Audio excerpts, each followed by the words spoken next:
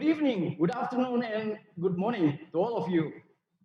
I'm delighted to welcome you all to the second episode of Lumbung Calling, a discussion series that is part of Documenta 15's first public event. My name is Mirwan Andan, and I'm sitting here in Makassar, South Sulawesi. I'm a member of Ruang Rupa, a collective based in Indonesia. We've been invited to work on Documenta 15 as an artistic director. Documenta 15 will be open on June 18, 2022. But as you probably have read, various events and programs have already been initiated. Lumbung Calling, as mentioned, is the inaugural event of our public program, which we call Medan. Lumbung Calling is a collection of discussion with a variety of guests aimed at delving into the rich sense of Lumbung from a multiplicity of perspectives, visions, angles, and contexts.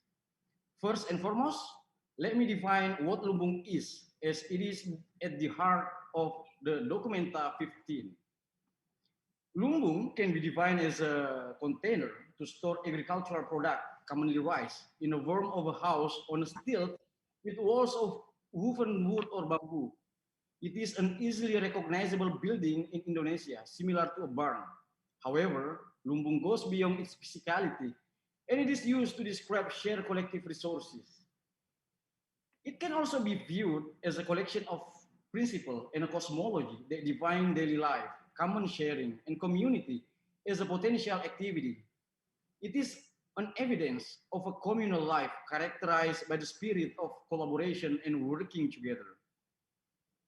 Lumbung Calling, the name of this program, is a call to the world, a call to our deepest social attitude that we all share.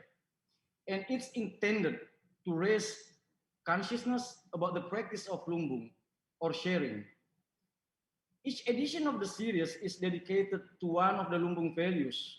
The first focus that was taken place last April, last month, was local anchor, where we investigated with our guest Melanie Budianta, who's in Jakarta, and Arvin Salasa, who was in Bulukumba, South Sulawesi, the roots of sharing, the diversity in this collaborative exchange in various contexts, from the remote countryside to the hectic city life. The present Lumbung Calling focus on humor, and the next ones will be dedicated to generosity, independence, transparency, sufficiency, and regeneration. Academics, cultural leaders, independent scholars, organic farmers, and festival organizers are among others, are among the invited protagonists who have encountered big challenges and implemented true improvement on different scales. Lumbung Calling will take place on the first Saturday of every month over 7 sessions from last month, April, until October 2021. This conversation will last around an hour and a half. Please note that in the YouTube chat and on Facebook, it is indeed possible to ask questions that will be selected and shared with our guests. Please also note that this event will stay online afterwards. I'm also glad to tell you that right this week, the fresh new Documenta 15 website, documenta-15.de, was launched. You can find there all the update information about our programs. I couldn't have wished for a more perfect co-host, the artist Jumana Emil Abud, who is sitting now in Jerusalem.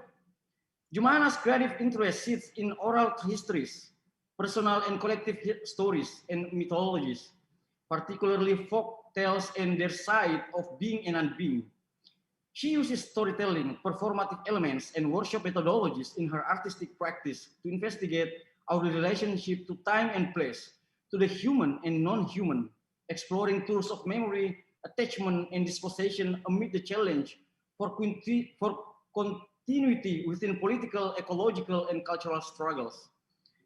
I thank you all in advance for your attention, and I give a warm welcome to Jumana, who will introduce you further to today's Lumbung Calling on humor. Thank you, Andan. Hello, everyone. Often taken for granted and therefore overlooked, humor is inherently strategical. Humor can even be turned into a method, a mechanism, a lifeline to survival, whether as a self-defense tool or as a powerful weapon. Humor allows us not only to laugh, but to release tensions and make lives bearable. It enables us to forget, albeit in a fleeting moment, so we can move on, live on. Its use gives us the possibility of rendering the hopeless hopeful.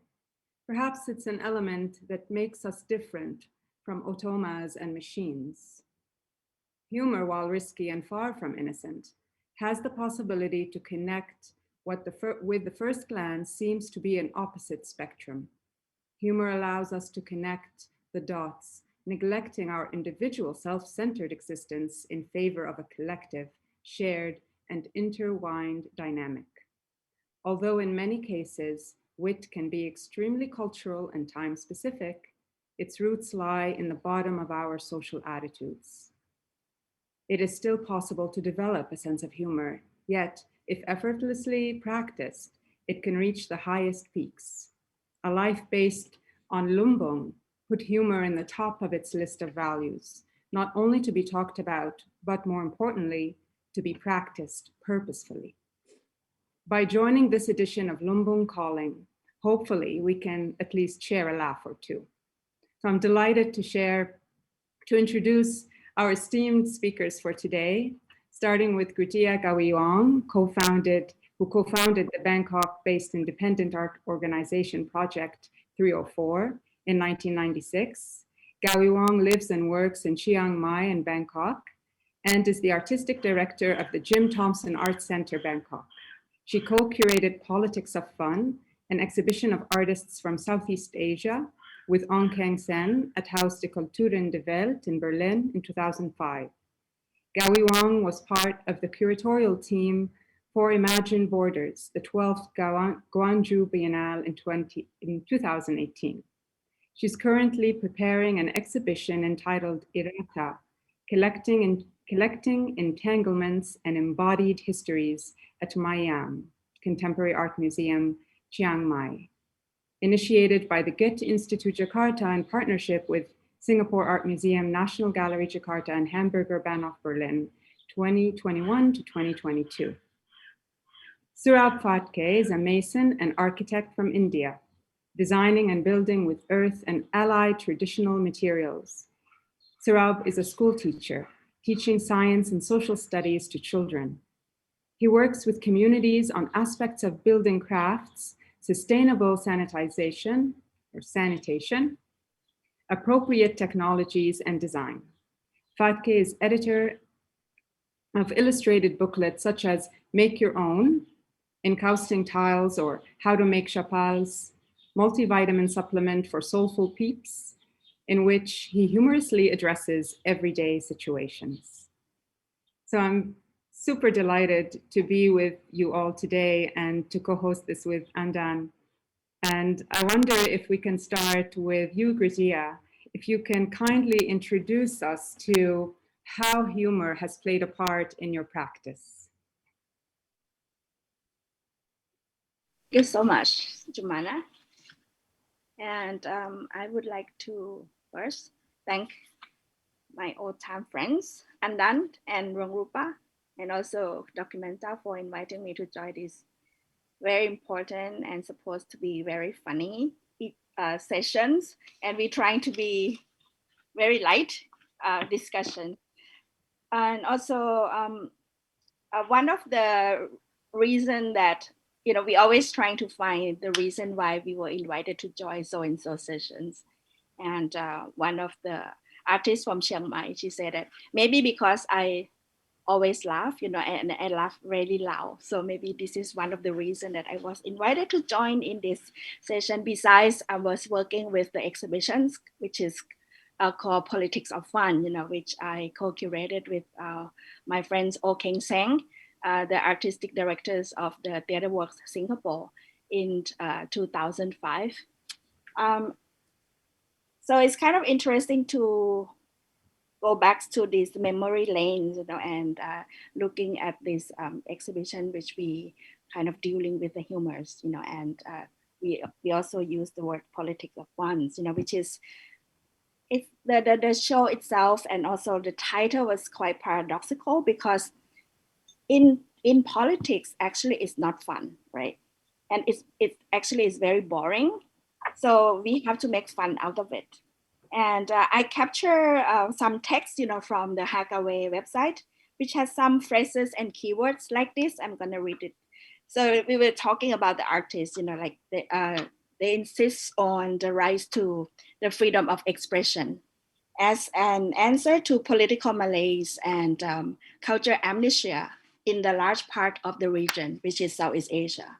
In light, in light of monolithic and patriarchal structures, a basic attitude is manifest in the works shown in this exhibition.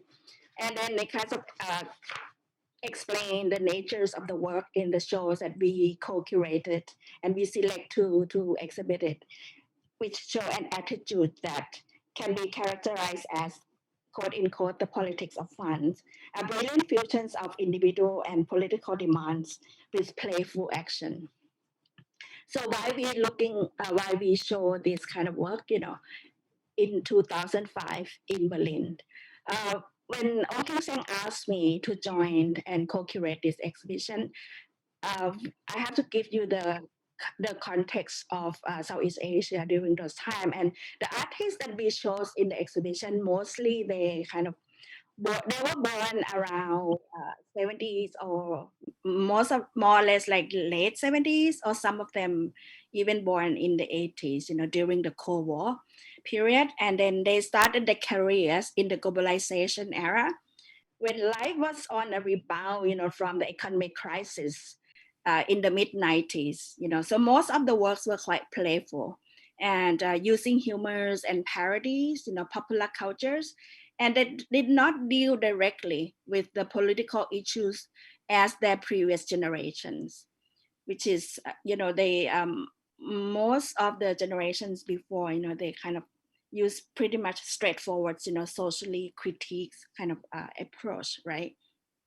So I think with this internet, the spread of internet, during the globalization, as well as the DIY or do-it-yourself attitudes, so this generation become part of the global citizenship. So they started to question about their own identities, their daily life, as well as the urban issues, which is related to the rural area as well.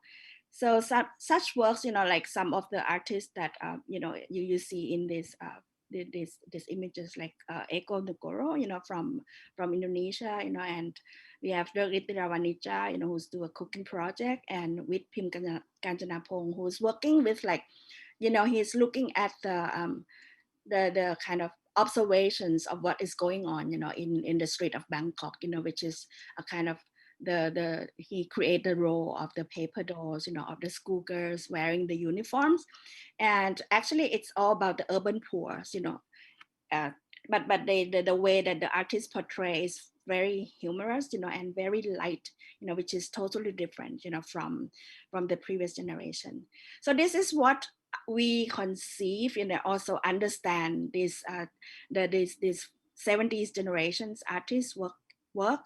But actually at the end of the exhibitions, after 2005, after the show ends, the political turbulence started up in Thailand with the beginning of the protests by the urban middle class to overthrow the Thaksin administrations, which lead to the coup d'etat in 2006. So that was the beginnings of the polarization between the conservative and the more like pro-democrat uh, within Thailand, which still continue until today. So my perception and assumption about young artists and younger generation artists, and their interests in politics, as well as their attitudes, on like working and using politics in their artistic approach, is totally changed, and it's totally turned like upside down. Because in Thailand context, it was not only a political turning point, but it's almost like awakening periods, for all of us, especially younger generation, who started to questions about histories, about, what was going on in the countries, and especially the history that has been fabricated, by the states, right? So I think So within these transitions, and also with this, the beginning of the political turbulence since 2006 until now, I think humor play very, very important roles, as Jumana already spoke about, in the introduction, that, it's not only help us to go through this difficult period, it becomes very, very important tools for us, for relieve the tensions, in daily life, as well as it becomes a very important tools, for artists to incorporate it, or to embody that in their work. Yeah. So I will stop from here. Thank you so much, Gurjia. That was fantastic to see the politics of fun example in your practice on humor. I very much like the word that you used, playful action. And I think this could be also an introduction perhaps to bring the microphone to you, Siraug, with regards to your practice in humor and playful actions. Would you like to please share with us your practice? Yeah. First of all, thank you for this opportunity to speak about a subject that I have absolutely no clue about. It's quite freeing to think about it that way. And the reason I'm saying I have no clue about it is because I'm a school teacher. And one of the basic requirements to become a school teacher is that you cannot possess a human soul. And so you're a strange creature who can't even smile. So forget a sense of humor, that's out of the question. So being a school teacher also means it's part of the handbook that we receive at the very beginning, that the relation between teaching a subject or the knowledge that you have about the subject and the confidence with which you teach the subject, they're inversely proportional. So I'm perfectly at ease and completely shameless to talk about humor, which I have no understanding of. And that's quite largely because I work as a school teacher. And so as Jumana mentioned earlier, I work with children on issues regarding science, social studies, things that they find important from kindergarten, middle school, high school, and so on. I also accidentally studied architecture. So I happen to also build structures or help others build and design things using earth and stone and other local materials, typically natural materials or junk. And so this is sort of where I'm coming from. This is the bias with which I'm coming here, so that you can be aware of it.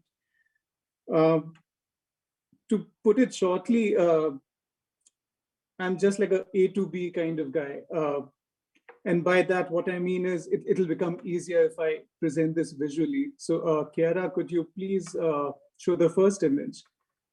And just in case any of you feel that Chiara is like the updated version of Siri or some operating system, that's actually not true. There's a really nice human being who's behind the scenes doing this.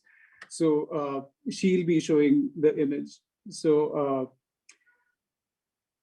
yeah, it's an entirely human interaction that we'll be witnessing now. So the thing that I mean by A to B is that there are 2 points and a journey. So essentially, it's about stories and it's about processes and it's about understanding what these stories and processes might be about. If you go to the next image, you'll see that an easier way of looking at this is not A to B, it's actually A is B. And you can think of it as a linear element, or you can think of it as a cyclic looped element. But it's always interesting to see how A can become B and B can become A and vice versa. I know I'm still incredibly ambiguous, and stick with me here. If we go to the next image, it'll become slightly clearer what A and B could mean. So it could be anything at this point. For example, A could be mud, which we dig from under our feet, and B could be a house or a classroom. So the journey of mud to classroom is what interests me. The story that connects A and B is what I find interesting personally. Of course, needless to say, the story from B to A is almost as important as the first half, but we'll get into it later. I just thought it'll be easier to show a few images so that the processes that I engage with become clearer. And so if we go to the next image, you will see the journey from A to B of one example, of one structure. So with A, you start with nothingness, and with B, you end with classrooms. And there's a whole lot of stuff that happens in between where the devil lies. But if you go to the next image, what I'm basically trying to show is how you can use mud and fill thrown away cement sacks and fill them with mud, compact them, put them together with barbed wire, and essentially use them as building blocks. So how can you turn mud into large building blocks into a classroom? And that is the journey which you can see over here. In the next image, what you will see is the journey of your car's footwear into your footwear. So the shoes that your car wears after your car has used them and doesn't want them anymore could be used in some other way. One of which, of course, is your own tires, that is your own footwear. So this journey from A to B is of a tire to your shoes or chappals. Next, please.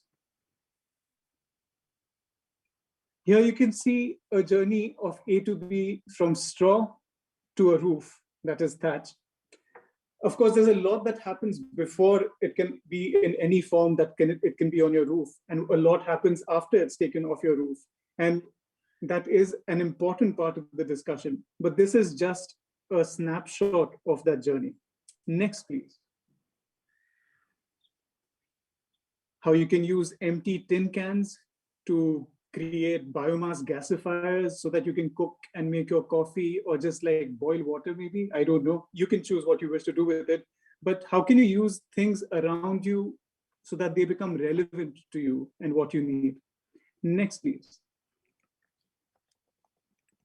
This is a succinct version of the modern sanitation system, and it can be explained quite easily. You can take a glass of clean water, and then you take a scoop of poop, and then you put it in and you stir it nicely so that you get a glass of sewage. And with the beauty of modernity and with the beauty of technology, you can turn that glass of poop water into almost clean, almost full glass of water. Of course, some stupid person might imagine or ask, why should you put poop into the clean water to begin with? But that person is missing the whole point of modernity. That's exactly what we all do when we are flushing things down the toilet, and that's the fun that we have. So if somebody is trying to say this is not how things should happen, we frown upon that person. Next, please. Because it's important to understand that the processes, the way we look at processes, the way we look at the world is how we relate to it, and vice versa. We could imagine that we're living on a linear planet where our actions have no consequences, or we could imagine that our actions actually have consequences which will come back to us and others. And so in this case, what you see is the cycle of how food turns into poop, turns into fertilizer, turns into farm, turns into food, turns into poop, you get the idea. So how is it that we look at stories around us? How do we relate to stories around us? That's basically what I do. And the reason I gave such a long wound explanation of the whole thing is so that you are aware of what biases I'm coming with and what sort of baggage I'm bringing onto this discussion, and so that you can ignore all of it. So yeah, that is what I wish to share with you. And next, please. The last bit, which brings us to how is it that we would like to relate to each other, to the world. Is it linear models? Is it loop models? What is A? What is B? What is in between? And where do we stand in all of this? That's the end of this wise discourse. Thank you very much. Thank you, Surab, and also Vidya for your stories on your practice. that has a strong relation with our conversation today. There is a comment in the YouTube chat that saying like this. I've worked in the school system for 14 years and found that teachers with humor had it much easier in their work because they could reach the hearts of the students easier and solve conflicts. And yeah, and this is very true because maybe we also share the same experience. The most memorable teacher back to when we were at school are the teacher who were funny and then can share humor as part of the conversation in the classroom. So since we are now here sitting from many different contexts and time zones, Griditia is in Bangkok, Suari is in London, Jumana is in Jerusalem, and our Undin Shaver is in Kassel, Germany, and I'm in Makassar, South Sulawesi, Indonesia. So this time zones is really interesting also to tackle to gain some elements in there as part of our conversation today. For example, to think that now it's me 8:57 p.m., which is I can say that my present is your future for Surab, which is now you're in London with a different time zone. But I think I have the same time zone with Jab or Gulitya. Jab, you want to say something on this? Yeah, I always argue with you that for me, time zone is not fun because it's really exhausted, and I to think about this multi-layers concept of time and space, geography and perception and this kind of consciousness of time, which I always find it's very challenging, and especially I have one funny stories that I wanted to share with you guys, which I think it was very difficult for me, because last year a friend of mine, asked me to join the alternative art school, which is an online art school, which is, my friend based in Philadelphia, Nader Thompson. And, I say yes to him. And then he said, oh, by the way, but we have to have the faculty meetings, once a week. And I asked him what time. I said 2 p.m. No way. It's just like 2 p.m. and 2 a.m. in my time in Bangkok. Like, can I not joining you guys? I just teach, I don't want to join these faculty meetings. So this is like one of the story that which I found is always very difficult and challenging, to handle. But it was really strange that you find it's funny. Okay, I'm done. But the other type of time zone that I wanted to speak about, and I wanted to refer to the image that Sarab shared with us, about the ideas of the A to B, that you explain, from the cycle as a loop model and also the linear model, right?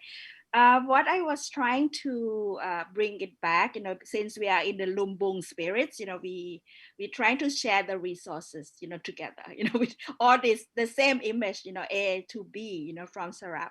I wanted to draw back to the ideas of time zone, which is for us, what we encounter in the daily basis in Thailand. And I think some countries in Southeast Asia, it's always about the conflict between the linear time, which is the modern time, and the cyclical time, which is totally instilled in our sensorium and consciousness of time in the Buddhist country like Thailand, and maybe Laos, Burma as well, and Cambodia. For me, I found it like it's constantly challenging to live and coexist with this different concept of times. Plus, we have to negotiate with the ideas of the pre-modern time, modern time, and the postmodern / post-COVID time at the moment, which give rise to the ideas of going against time or anachronistic time. And to live under these impossible and entanglements conditions of time, of course, we cannot sustain ourselves if we don't use humors, right? And again, I found it not only as an important tool, for me, I found it as a medicine, to help us. It's like release our tensions and to self-criticize when we make a mistake, when we can't really maneuver ourselves, with these conditions. Because when we play with these limits, which we always trying to push the limits, right, in artistic practice, and to unpack these complicated situations. And I think it is totally kind of a challenging situation for us, especially for the country which has not really ready to be modern, since the colonial period. And it kind of, we were forced to be modern, right? And that's why the whole ideas of the whole ideas of cyclical times that we still have it, it's totally in conflict with this, the modern ideas of like the linear time. Yeah.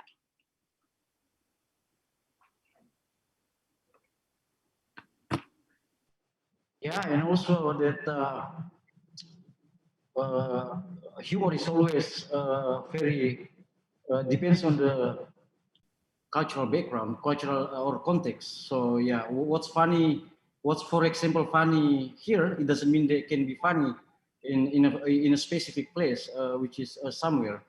Uh, And I think also in terms of time, even before Zoom came into the picture, like centuries ago, whenever somebody was trying to even meditate, you suddenly become aware of the fact that your mind is either in another time zone. It could be in the past or the future, but it's almost impossible to stay in that on that knife edge of the present.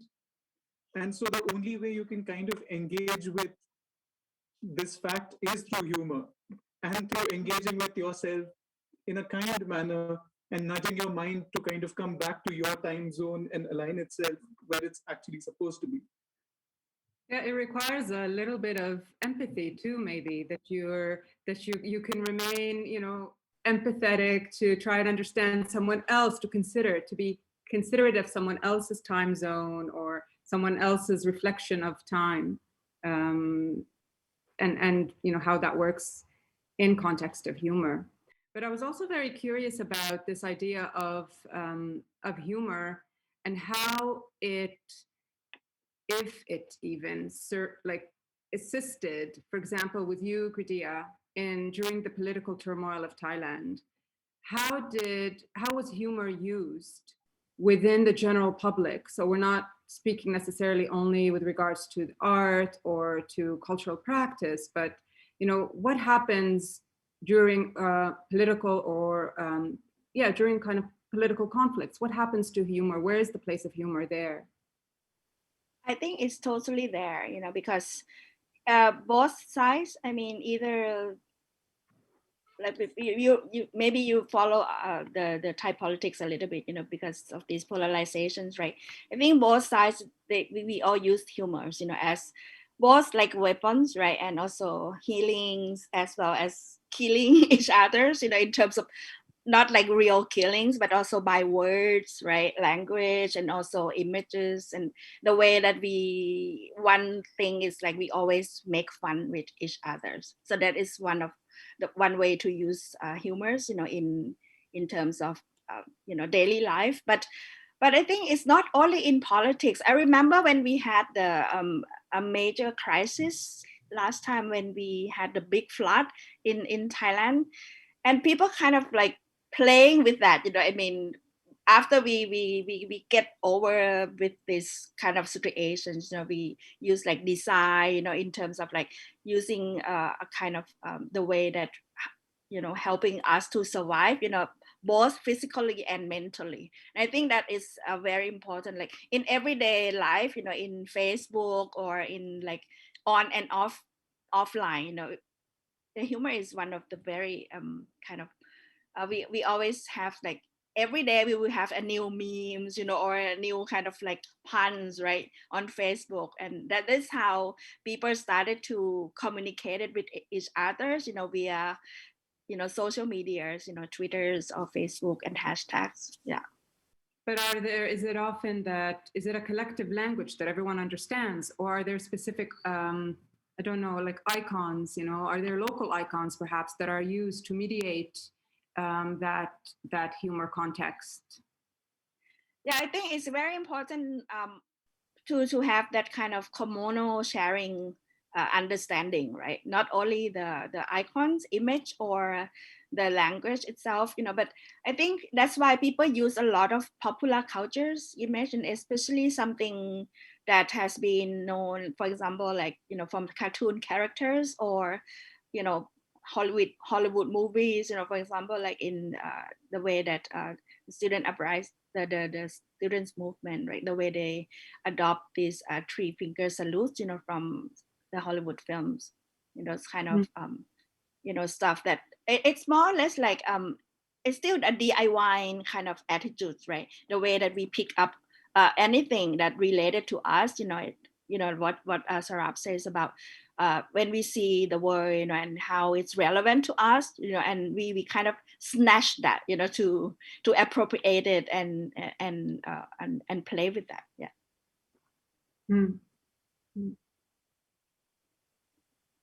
And for you, Saurabh, has there been any kind of local icons in your practice? I mean, what do children think of humor? You told us about what you think of humor when you're approaching children, but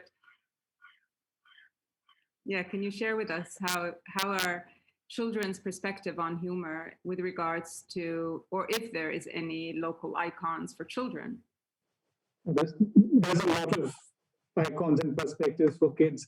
But even before that, while Ritya was talking, I was thinking in the context of political turmoil, I was thinking in terms of authority and power structures in contexts that I work in, which are schools and which are construction sites, which sort of demonstrate, which are a microcosm of society. So the same power structures that we see around us are perpetuated in these tiny bubbles. So even in schools, there's a very clear understanding of authority, that there is a pecking order. The teacher is here and the student is here. And I'm generalizing, of course, but schools, especially the industrial model that's coming everywhere, has a very clear pecking order and a clear hierarchy. So how can humor be brought in to dismantle these hierarchies? And how do children feel empowered? Because the school is meant for children, not for teachers. And so how does the system move around children, and how can humor actually help establish this is a critical part. And on a construction site, there's similar hierarchies in terms of, in India, there are hierarchies of caste, class, religion, gender, everything piled up together in every given moment. And so on a construction site, there could be clear hierarchies of who's giving orders, who's taking orders. The brain is always higher, the hands are always lower, so on and so forth. So how can humor be brought in to disengage these things? How can we take down these structures and reassemble them in a manner that are more equitable, that are more just, that are more compassionate, is the question. So I think more people could suggest or even think of and discuss about how do we overlap hierarchy and authority with humor, and how can we try and see how we can dissolve these very solid entities in our life into something that is much more dissolvable, so to say. How can we deconstruct these authoritarian figures through humor and bring them down to a level which is with all of us and much more egalitarian in that sense? So for me, that is a critical piece working in the context that I come from personally. Yeah, because it's such a sensitive subject too, the idea of humor, especially with regards to authority and you know, how, as you said, Saurabh, how can we deconstruct it? And it's sensitive because it can be used for both positive and negative, for both the, you know, to connect people, but also to really kind of work on fracturing, you know, and creating divisions between people. So, yeah. Did you have a comment, Andan?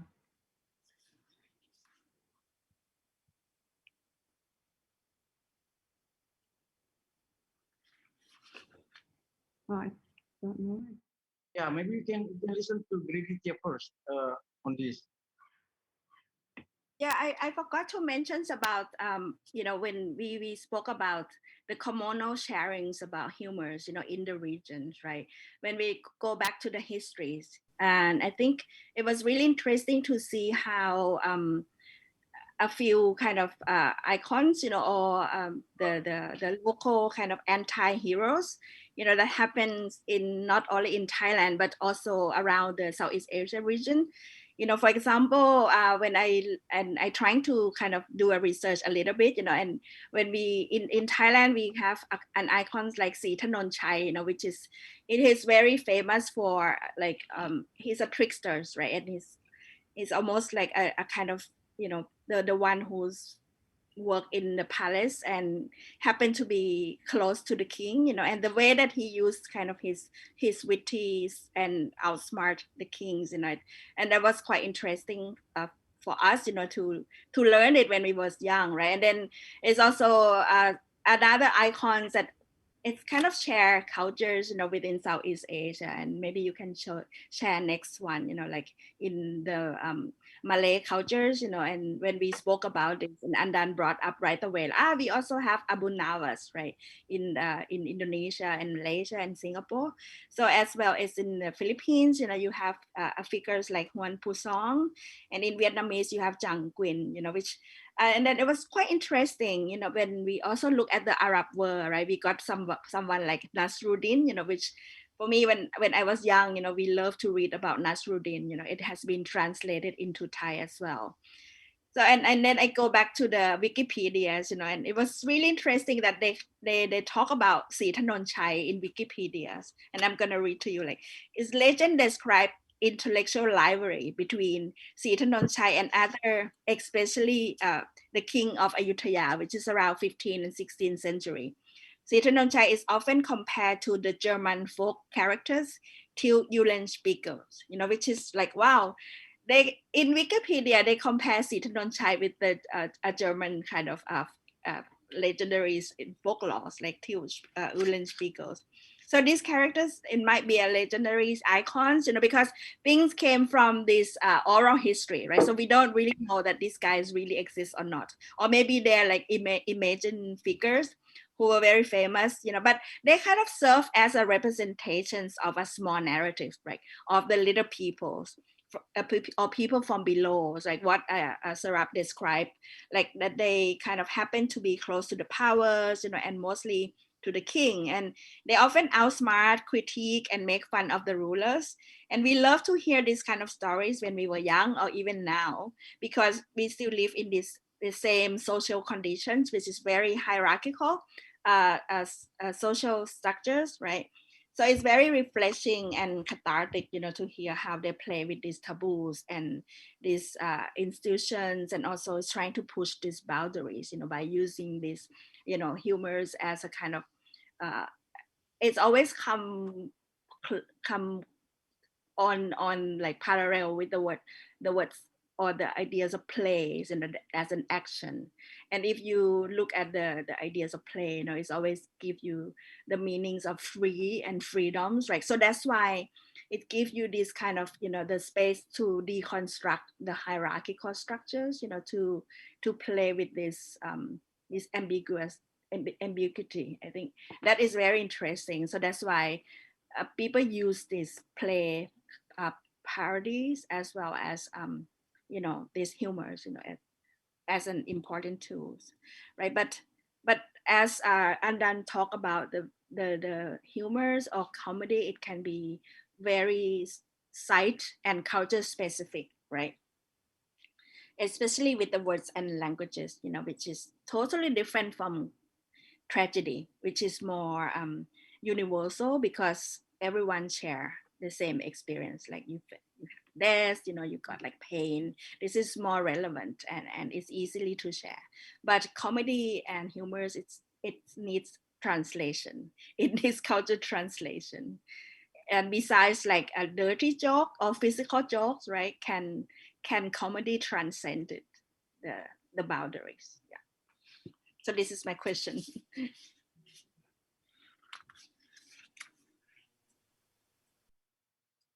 Dirty jokes are probably some of the best ones. While you were saying, talking about the play aspect, one that's something that we keep coming back to a lot in everything that we're doing, because, for example, a bunch of people, even strangers from different niches of that hierarchy, when they come together, if there is opportunity to play games, to engage with each other in a playful manner, which can evoke laughter, which can evoke fun, it suddenly melts the hierarchies together. And because it's almost like it said that if you laugh with somebody for even a few minutes, you know more about them than even if you would have spent days with them. And so a lot of times, even on construction sites, even in like a lot of the villages that we work in, we either start the day with some games, or in between the day we have some playful spaces deliberately, which kind of create a space for vulnerability, where you can be a complete thorough idiot and not feel ashamed about it, where you can completely fall flat on your face, and that's okay, because it's a safe space. You're with people who are looking out for you and empathetic. So it's great to see elements of play and gaming which can then encourage vulnerability, which will then give rise to humor and just fun for everyone in that sense, including dirty jokes, of course. I want to eventually come back and ask you about humor and architecture. But for now, I was curious about, for you, Saurabh, if there are any, and also for you, Kritia, but first to ask Saurabh, are there any limits to humor? Is there any subject that you couldn't talk about in humor or using humor? Yes and no, because I feel it is the role of humor to disrespect those boundaries. And those boundaries should be there, and they should be disrespected also, because it is that tension between what shouldn't be said and what is said, and the tension between where you shouldn't go, but you do go, that gives rise to humor a lot. So, for example, I apologize for the words that I'm about to use, but a lot of the work that I do is with shit and piss, in the sense talking about pee and poo. And in a cultural sense, that's a no-go zone. Like, it's beyond the boundary. You're not supposed to talk about pee and poo. But we can't even imagine the damage that it's causing to all of us.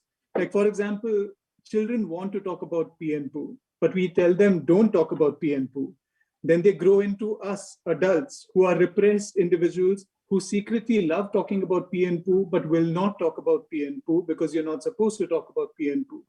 Which means that our world is going through a perpetual sanitation crisis, which we cannot come to terms with, which we can't resolve, because until and unless we discuss shit and piss, we cannot deal with shit and piss, and we can't resolve issues which are shared by humanity around shit and piss.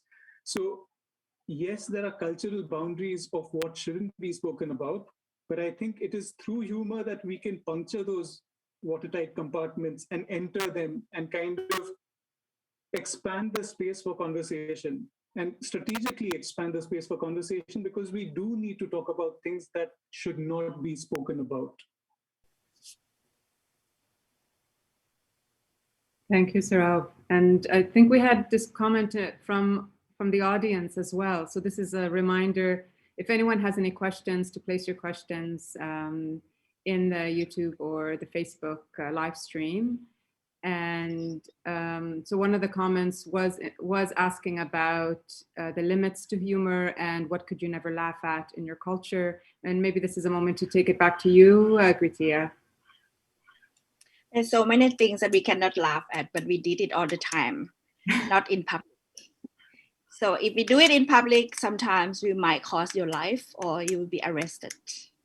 And I think for us, if you speak about the limits, we have, in the past, our limit is pretty okay, but now it's getting less and less, space for us to play with. And especially in, institutions, right? Some kind of like figures that we cannot mention in public. And I can't even speak about it now, So it's like, it's a lot of red tapes, in our cultures, right? But the other thing that I think is quite interesting is now everyone speak about PC, right? I mean, if you talk about humors, it's always about like crossing the line and, playing with this anti-social etiquette. That's why it's funny. But now when we spoke earlier, Kara mentions about like the kind of cross cultures kind of humors, which is becomes like un-PC, for us to do that, right? For our friends, around the world. So I think this is quite interesting. And on the other hand, and it's kind of addressed that limits, in terms of international relationship, but within the countries, I think in each countries you have your own limits, and it really depends on, what kind of area that has been critical in each localities. For example, in Thailand, we really have a taboos, like these triangles of the nations, like monarchy, institutions, as well as the nation and religious, especially Buddhists. That is our line that we cannot cross. But of course, if when artists, or especially in this political kind of activism and resistance, that's where we wanted to critiques, and that's where we wanted to cross the touch that boundaries, and I think it humor becomes like a double-edged sword. It can be an important tools and help us to release ourselves, but on the other hand, when you use it in the real politics, that can be very dangerous. Yeah, Surab, as a school teacher, do you think that humor can be taught? Like, can anybody teach humor to anybody? Like, can it humor be a subject in a class or in a educational curriculum? Humor should be taught as a compulsory subject, but for the teachers. Apart from that compulsory bit, which really needs some attention, that which is already there need not be added. So I feel that instead of humor being taught, it's more a question of how do we unlearn the structures that we impose upon ourselves that stop us from accessing humor. Because everyone cracks jokes. Like the funniest bunch that I've worked with, or I really enjoy working with, is the kindergarten class, and everyone's got a killer sense of humor. Like there is no question of anybody else adding onto it. But what could be done, and this is my personal agenda, is that there could be humor which can punch up or punch down. And I would like to encourage the children to use humor selectively, strategically, in the sense that children can use humor to make fun of somebody in their class. And it could be used to poke at somebody because they're different, for example. So humor can be used in cruel ways also. And it comes very instinctively to all of us, to children. So the question is, yes, humor can be encouraged, but what kind of humor should be encouraged also?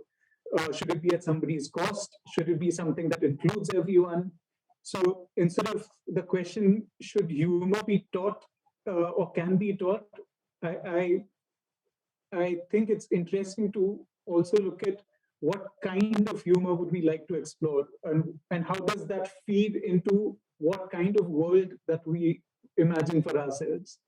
One where humor can bring people together, or one where humans using humor to push each other apart. Because there's a lot of both of these, and we need to choose very carefully. Yeah, there's a comment in a YouTube chat saying that I always think you can only understand a society, a culture, a family outside your own by learning to love with them. So this is also really true, because that's also the one of the purpose of hanging out, that we learn to understand, and also after understanding, then the possibilities to have a love one or two is very open.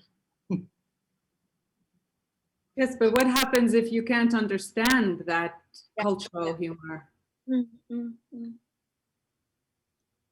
know, That is the interesting space, right? That space where you don't understand something and you're fumbling around, and that fumbling is what will generate space for more humor or more kinds of humor to come in, because a culture might have a predisposition towards a certain kind of humor, but the beauty of having an entity alien to that culture is that it expands both of them. The outsider is expanding his or her sense of humor, but the culture is expanding its sense of humor at the same time, because now it's a lumbung of humor. It's a pooling together of resources and humor. So I think it's important that we don't understand each other's cultural sense of humor also to begin with, because only then will it give us the opportunity to kind of stretch and feel the tension and feel the context of that moment and to play with it and to be completely silly with it and to be say that's perfectly fine too. yes, I mean, you're talking about this. It's a beautiful ideal, and I wish that it could be taught in that case. But you're also coming from a context with children, and then I'm really curious about how would that function in context of the art world.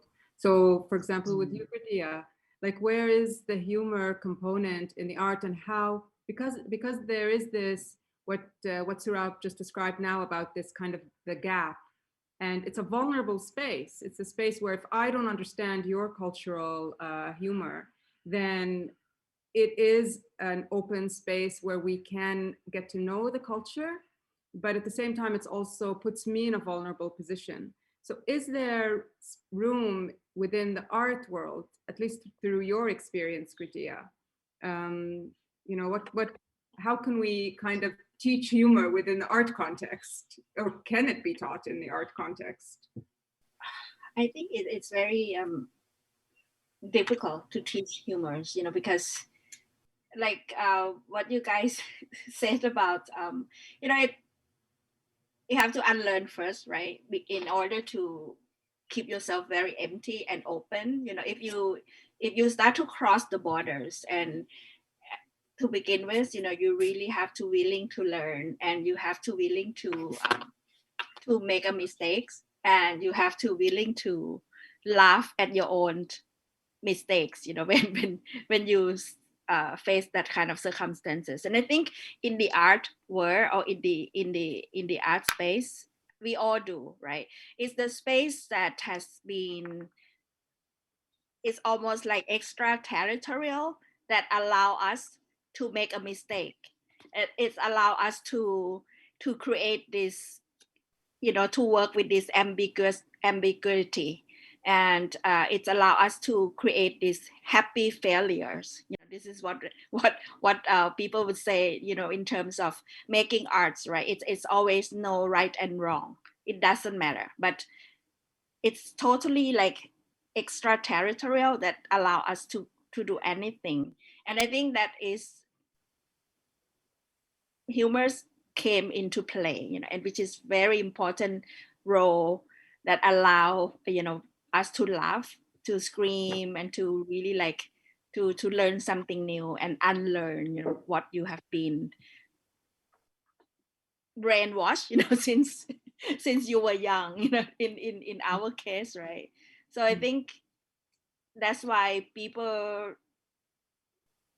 at the moment, many non-artists trying to work with art because of this privileged space.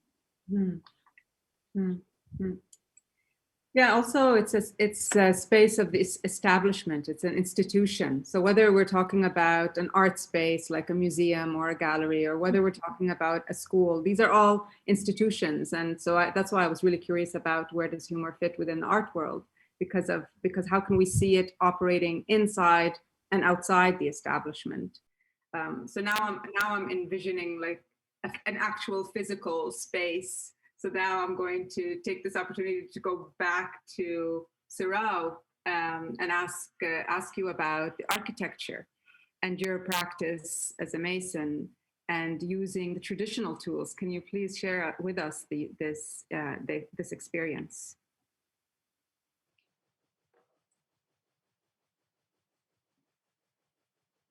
Yes. I think there is a lot of space to engage with all these aspects when you're working on a construction site, or you're designing a building, or you're just dealing with architecture, because architecture is a mongrel space. It's a hybrid space always, because it involves a community, whether you like it or not. So it involves a whole host of entities which come together. And whenever you have this mishmash of stuff, you've got space for conversation and engagements.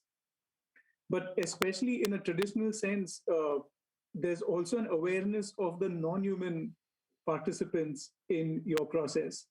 And by that, I'm referring to the materials and the tools and the entities with whom you're working. Because one of the very clear messages that a lot of traditional practitioners transmit when you're working with them is that there is a very clear awareness of the material as being a participant and an equal in the process. So whenever there is space for equality and whenever there is space for dialogue and understanding, that allows for certain kind of humors to permeate. So for example, I work with clay as a material for building or for making stuff. And clay has a very distinct personality. And whenever somebody is coming with a certain personality, it's sort of what Jumana was saying earlier.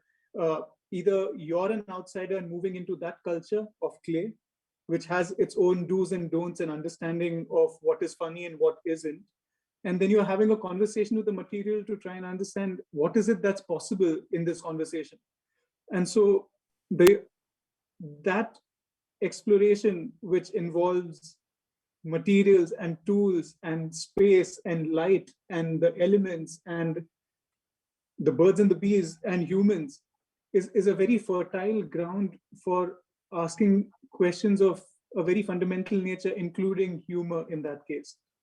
So I feel traditional forms of building or traditional forms of approaching all these different processes allows for a much more egalitarian approach, wherein you are just one of the stakeholders and there's so many other elements with whom you can then bounce off ideas with whom you can joke, with whom you can do things. And you're always testing the boundaries of what can work and cannot work.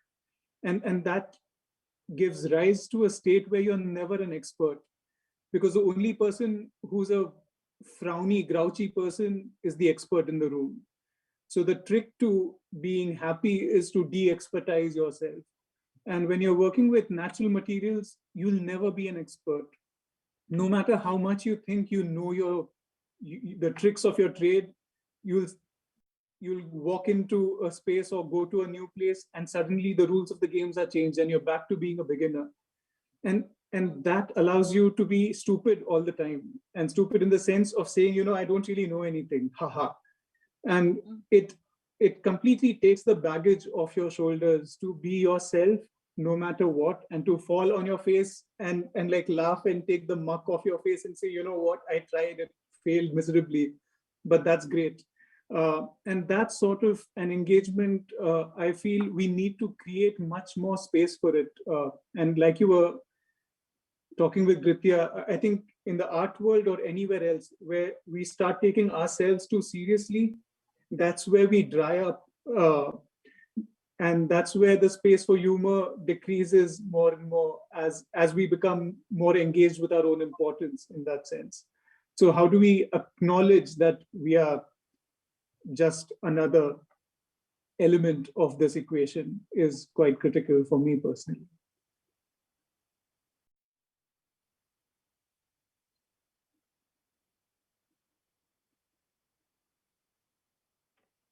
I went off so tangentially that it's good to hear silence after a bit. But yeah, I think it's nice to engage with elements as a beginner. And the trick for me, or the question that I keep coming back to, is how do you always stay as a beginner and be comfortable in that space? Because that's where the humor is at, and that's where the fun is at. Mm-hmm. I liked when you were describing how the earth is, you're using material where, so that in other words, the earth becomes it is a living being. So if the four of us are in a room, the fifth living element in the room, or maybe many others, not just the fifth, is the earth herself. And this, and this reminds me a little bit of when growing up, my grandparents' home was made of mud, and still is, it still exists. Mm-hmm. And I remember, and it was just one small room, and I remember how amazing it was for the whole family to be embraced in this room made of the earth. There was something which did feel alive about it, did feel, or did kind of welcome humor into our lives. There was definitely a lot more humor in our lives when we were in that room. I completely agree and endorse that message. Of course, I'm super biased about this, but I do feel that earthen buildings in some sense allow for more humanness and more humor in that sense, because earthen buildings or natural buildings are more vulnerable as compared to the inert cement and steel and glass structures that we live in. And it's critical to be vulnerable and to be aware of one's feelings and temporal nature in order to make fun of it. If I know I'm permanent and I'm infallible, there's no way I can laugh at myself. But the idea that, I'm prone to disaster, I can just fall off this chair right now, and that's the end of me, is funny, because I know that I'm here only for a bit. And so being in natural buildings and being in urban buildings, which need a relationship, which need a human interaction for them to also thrive and survive, allows for a richer experience and allows for people to come together in much more meaningful manners. Mm-hmm. I think that we're on the topic of the other kind of the unseen as having humor, like the earth, that we know that what something is made of. And so I want to take this back to Gritia, but maybe Andan, did you have any questions? I'm aware that I don't want to be stealing the microphone from you. Yeah, just want to stay with Surab. That any example of artwork incorporating humor of, for example, how was clay humorous in architecture exactly as an outcome? Yeah, I think that there's elements of humor all through. There's humor in the process and there's humor in the product, and only those who witness one of them or the other will know what that means, in the sense that people who build know the humor of process, and the witness who visits a completed building and experiences will have her or his experience of that humor. And I feel interacting with other humans and other materials and other circumstances together creates a very rich set of possibilities for humor. So architecture and building being such a it's such an alive process. It's such a human dependent process. It's such an emotional journey that you can't miss humor even if you tried. the whole process is full of these kinds of twists and turns. And the only way you can engage with this journey is if you allow it to unfold and not be too serious while you're at it. Because like any person who ever built anything or has had anything built for him or her will know nothing ever has happened according to plan or schedule. And how do you approach that if not with a sense of humor? Because the building has its own sense of time. It doesn't matter whether you've made an Excel sheet saying that it's going to get done by next month, because the material doesn't care. So your wish and your priorities and your humanness is dismantled in that instance by the building itself. So there's enough space for us to engage with the outside so that we can engage with the inside and keep that dialogue happening over there. Amazing. Thank you, Saurabh. And because you beautifully mentioned these two words, process and product. So I want to take it back to Kritia when I think of process and product, and I think of art and artwork. And I guess I don't know how to ask the question, but I'm wondering if there is a price on the product of art when it has humor. And because we know, and we've all agreed that humor is time specific and culture specific. So if an art product has preserved an element of humor, then how is that kind of, how does it last? You know, does it have a permanence long after the exhibition? Do you know what I mean with the question? And then in that case, like, I guess that would lead to my second question of, can you put a price on humor? Oh my God, it's tough questions. Sorry. I think if it's time specific, it needs a lot of explanations. For example, if someone's make a very humorous works, in the last, for example, like 17th centuries, at least we need someone to explain to us why did people thought this piece very funny, right?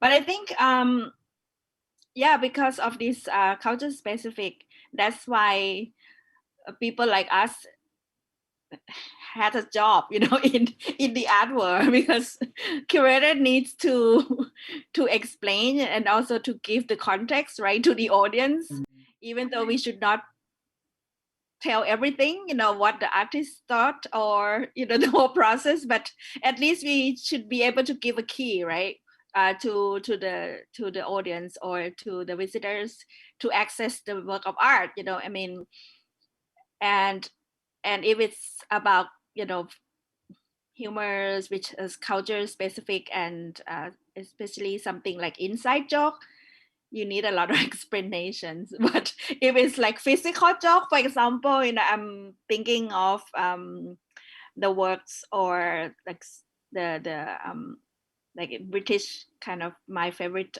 Monty Python, you don't need an explanation on this Ministry of Silly Walks, like you don't need an explanation on that, right? I mean, but it's still very funny. I mean, I don't know if it's gonna be funny in the next centuries, but maybe or maybe not, right? The price, I cannot answer this. I mean, I cannot answer these questions.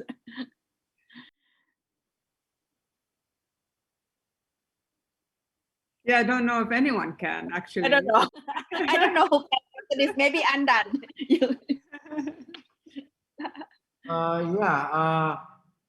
If you can answer, neither do I. So.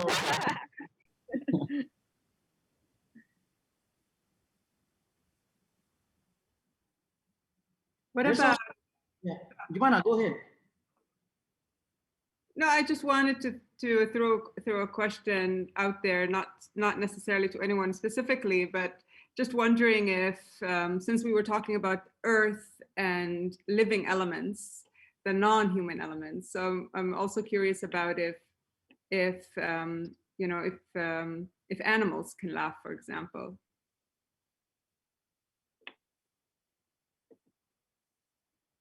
this question is a very adult question because like I only because know that it can make us laugh, but I don't know if it can laugh. yeah, because I was imagining like that there is a certain baggage of uh, not anthropocentrism, but if I would have asked that question to a child, I would have received a very incredulous expression about like, isn't that obvious kind of a thing? Because I feel that the more we are educated by society, the further we are away from the truth in that sense. And that's why I think it's really important that we keep reading children's stories, for example, because in a children's story, the animal will talk and laugh and make jokes. The bottle will jump around and start dancing. The moon is giving his or her input. The sun will go and steal the stars and do on and so forth. And none of this is incredible. It's a matter of fact thing. And it's joyous and it's beautiful because it acknowledges that there is life everywhere. And where there is life, there is humor. So that animals, I mean, of course, animals make dirty jokes. That's why they have that expression on their face most of the time. So the question of whether they laugh or not, yeah, should be outlawed. That question should be outlawed. Yeah. So then you put a price on it. Yeah.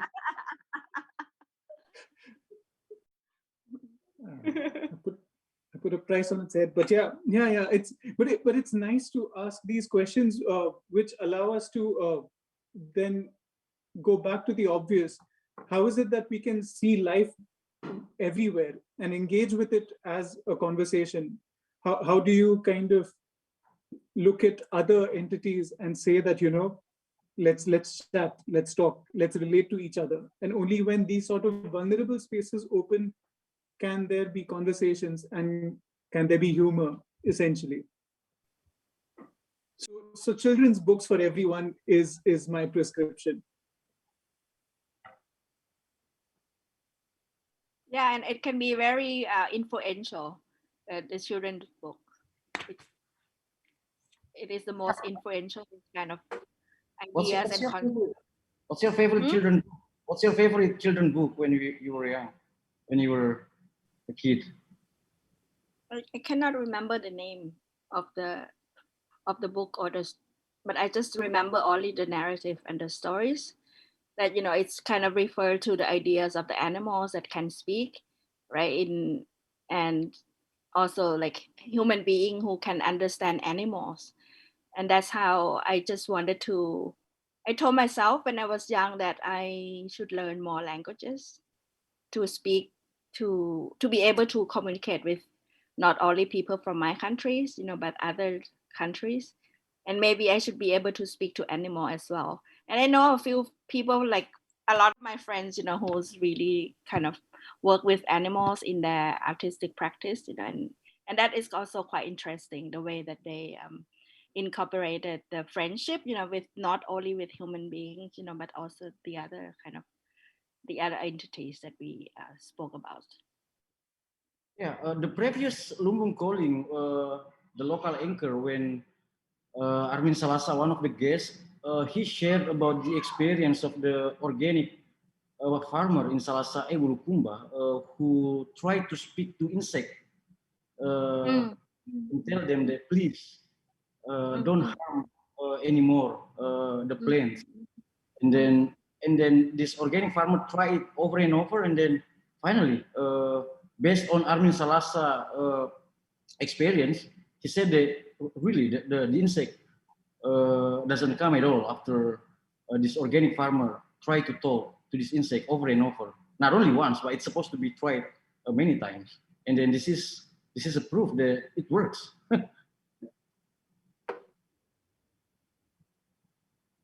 And also, yeah, maybe also there is also a comment about can you talk about the relation between humor and the mother tongue, or and can is it the jokes can be translated Yeah. It's very hard. Yeah. Mm. For me, I think it's very difficult, because I I came from a minority background, so I speak my language, which is Yong, and I have to learn to speak Northern language, and Thai is my uh, third language. English is my fourth language. So it's very difficult to translate even within these four languages. So when we make a joke, it's it's not funny at all, just to translate it. The whole translation process itself becomes very funny, it's like you're trying to create this cross culture kind of communications and comedy. I'm not sure about the other language, but from my my experience, I found it's very difficult.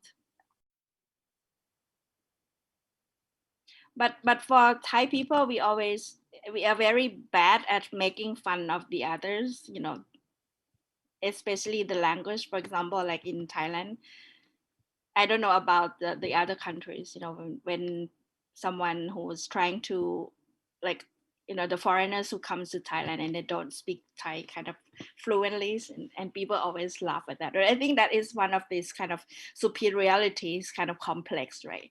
I mean, the ideas of, we always compare ourselves with the others and make fun of the others is one of those elements, of this humors.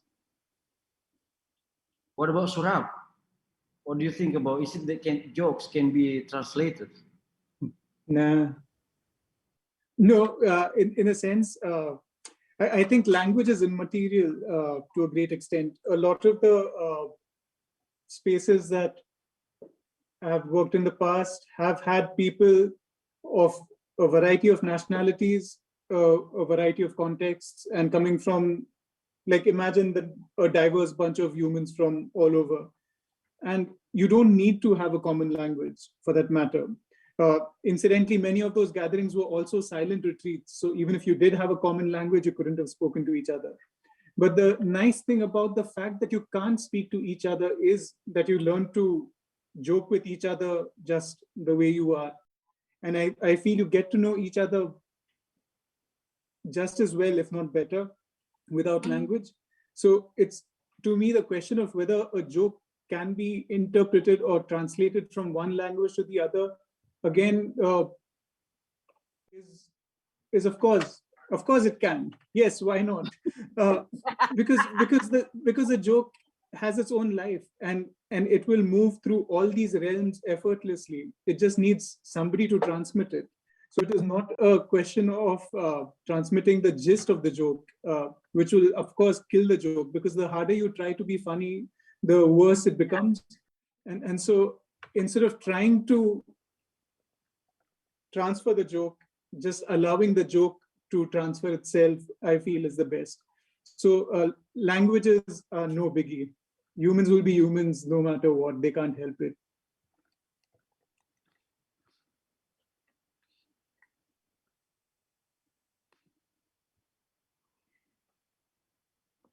And Okay. Kritia, can you share with us a little bit about the current exhibition that you're working on? Yeah, this is like a long-term project. I mean, we've been working on the collections exhibitions that we kind of put together from Mai Yam, the private museum in Chiang Mai, and also Hamburger Bahnhof, as well as the national galleries in Indonesia and Singapore Art Museum. But maybe we can go back to the ideas of the communications and culture transfer, and as well as like all these kind of hierarchical structures in each countries is different, right? So just to sign up this MOU, it will take us about like more than 1 year. and this is a little bit, for me, I mean, it's too long process, and it becomes very funny, when we think about the whole process of the attempt to collaborate between 4 museums, 3 national museums, and 1 private museum in Thailand, Southeast Asia, and Germany. And you will be surprised about the whole process. We've been planning to do this show 5 years already. And I think it's one of the longest exhibition that I planned, and we were like making fun with each other. This show is even like longer than Documenta, like because in Documenta you do it like every 5 years, right? And then because of COVID and everything, right? So we postpone and we keep postponing. So maybe it will take us 6 or 7 years to do this exhibition. And hopefully it will not become like a monster project, that it will happen like 10 years. So thanks for asking. Yeah, and then and then I'm going to ask one last question to Jab, to Jumana, and also to Sorde. Since the pandemic since the pandemic take us, have you been really loved on an online platform? Like you meet people on this video conference on online platform. Have you been really loved? Because there is always this opinion that you can be really loved if you hang out, and then if you're making jokes in front of people, and then to see people in persons. Have you been really loved this one last year? Let's say since March last year up until now. Of course, we've been like meeting people on and offline, but even though in the virtual, like with Zoom or with this kind of online meeting, we had a lot of fun together, wasn't it? Right, in terms of preparing, and we make jokes, and I don't think the space matters, about this humors, right, Saurabh? I mean, space is totally out of the equations. I think, for example, can you remember when you talk to your girlfriends before you marry her? You spend like more than 5 or 6 hours talking to her and laugh together, right, by the phone. How do you know that? Were you watching us? Like, I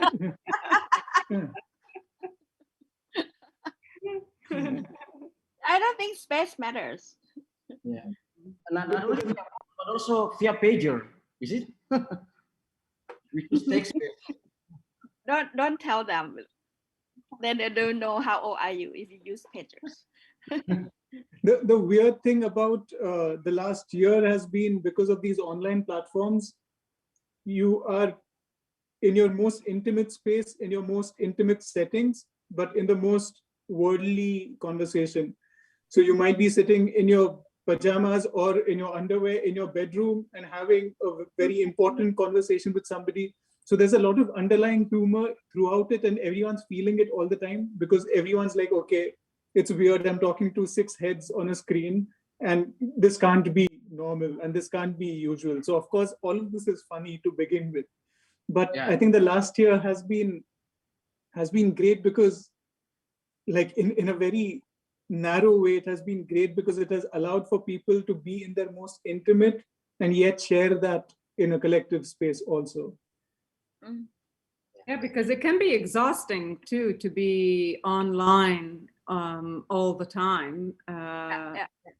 And I think that if you allow for humor to play its part in a very natural way, yeah, I guess then that can really load that burden from off your shoulders, the exhaustion of being online, as you'd mentioned, as both of you mentioned, Saurabh and Kritia. Yeah, I hope you have enjoyed today's conversation. I would like to thank our guest, Kritia Gawewang, who is sitting now in Bangkok, Saurabh Phadke, who is sitting in London, and my dear co-host Jumana Abu, who is in Jerusalem.